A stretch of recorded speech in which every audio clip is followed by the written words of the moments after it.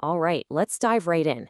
Today we're unpacking one of the most chaotic, violent, and frankly, transformative periods in modern Chinese history, the Great Proletarian Cultural Revolution.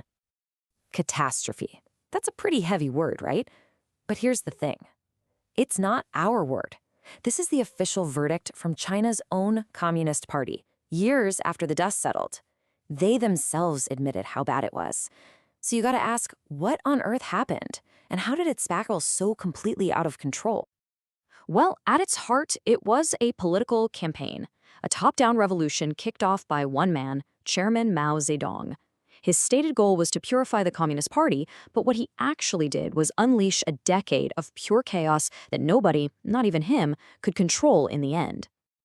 So, how does something like this even happen?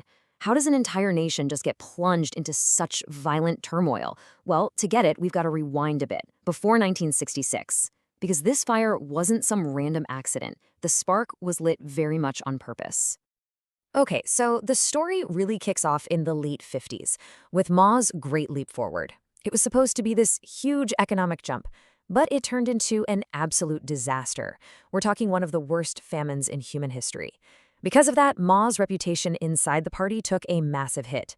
Meanwhile, other, more practical leaders, guys like Liu Shaoqi and Deng Xiaoping, started gaining power by, actually fixing the economy he broke.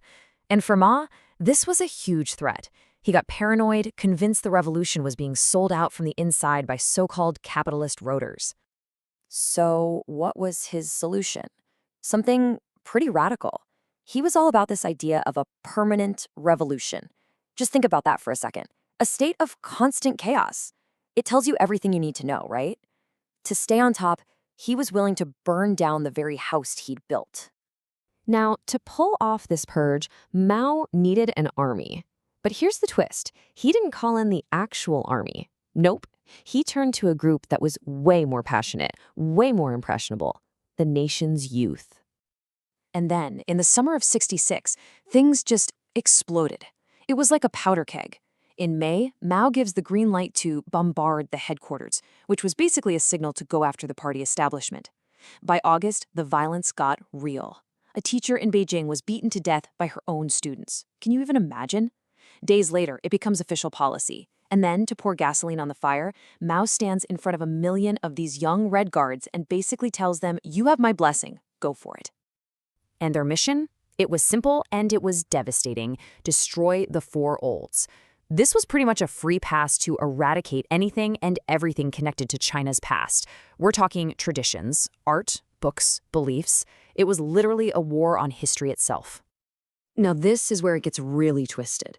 On paper, the official policy was verbal struggle. Debates, criticism. But the reality on the ground, in the streets, in schools, it was physical struggle. Public humiliation, brutal beatings, and torture. That's what became the norm. And how do you get people to do something like that? Well, you have to dehumanize the victims.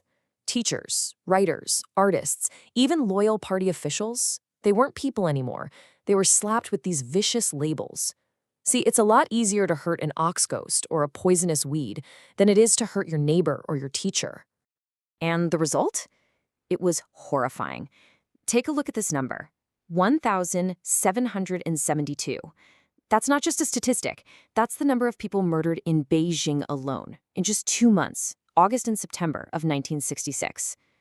And the police? They were told to look the other way. The police chief literally said, if people get beaten to death, it's not our problem. After a couple of years of this raw, street-level chaos, things started to calm down a little. But only because Mao decided the Red Guards had served their purpose. He'd used them up. But the chaos wasn't over, not by a long shot. It just changed shape, moving from the streets into the halls of power. It's pretty wild. First, Mao basically betrays the very kids he'd fired up, shipping them off to the countryside to be re-educated. Then, the real political Hunger Games begin at the top. His hand-picked successor, a guy named Lin Biao, is officially named the heir, only to die in a mysterious plane crash a couple years later, accused of plotting a coup? And who steps into that power vacuum?